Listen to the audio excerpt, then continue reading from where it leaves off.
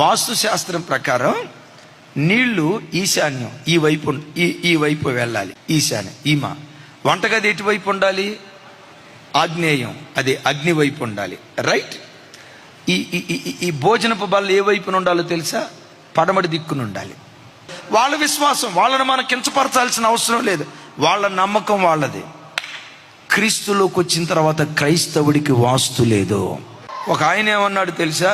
ఊరుకోండి పాస్టర్ గారు, ప్రత్యక్ష గుడారంలోనే వాస్తుందండి, ప్రత్యక్ష గుడారం కూడా వాస్తు ప్రకారమే కట్టాడండి అన్నాడు. కొసమెరిపి ఇంకొక మాట కూడా ఏమన్నాడు తెలుసా? నోవాహు వాడ కూడా వాస్తు ప్రకారమే కట్టారు అయ్యగారు, ధ్యానిస్తే కానీ మర్మాలు బయటకు వస్తాయి. నేను ఒక మాట అడుగుతాను, బలిపీఠం ప్రత్యక్ష గుడారంలో ఎక్కడుంది? ఆగ్నేయ దిక్కులో ఉందా? ఈశాన్యపు దిక్కులో ఉందా? ఇటు నీళ్లు ప్రవహించాలంటే అక్కడ పెట్టాడు దేవుడు బలిపీఠం. వాస్తుంది అక్కడ లేదు. గంగాళం ఎక్కడ ఉండాలి లెక్కన? ఇంకొక మాట, ప్రత్యక్ష గుడారంలో డైనింగ్ టేబుల్ ఉందా లేదా? అదే భోజనపు బల్ల సార్, సముఖపు రొట్టెల బల్ల పేరుస్తారు కదా.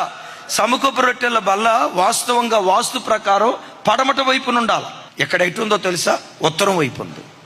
ఇప్పుడు చెప్పండి, ప్రత్యక్ష గుడారంలో వాస్తుందా? ప్రత్యక్ష గుడారంలో కాదు, క్రీస్తులో ఉన్నవాడికి వాస్తు లేదు. ఒకవేళ వాస్తును పాటించావా, విగ్రహ సంబంధమైన ఆచారాలు నువ్వు పాటించినట్టే లెక్క. కొంతమంది క్రైస్తవులు ఉంటారు, మహాభక్తులు. పెళ్ళేమో పాస్టర్ గారి చేత చేయించుకుంటారు, ముహూర్తం ఏమో పంతులు గారి చేత చేయించుకుంటారు. నేను ఇల్లు కొన్నప్పటి నుంచి కలిసి రాలేదంటే అప్పుడే ఆయన చెప్పాడు, వాస్తు బాగాలేదు సార్, మూలపూట వీధి పూట. వీధి పూట ఉందని అప్పుడే చెప్పారు సార్, అందుకనే నాకు ఈ నష్టం కలిగింది. అరే అప్పుడు చెప్పినప్పుడు నేను వెనకపోతేనే వీధి పోటు అన్నాడు. ఇదిగో ఇప్పుడు ఈ పోటు వచ్చింది.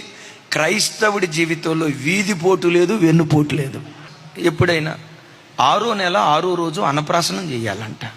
ఆడేమో 666, ఈడేమో 666. మీరు ఎక్కడైనా చూడండి, చర్చిలో వాస్తు లేదు. బాత్రూమ్ ఎక్కడుంది? అక్కడ ఉంది. నీళ్ళు ఎక్కడున్నాయి? నీళ్ళు ఎక్కడ ఉండాలి?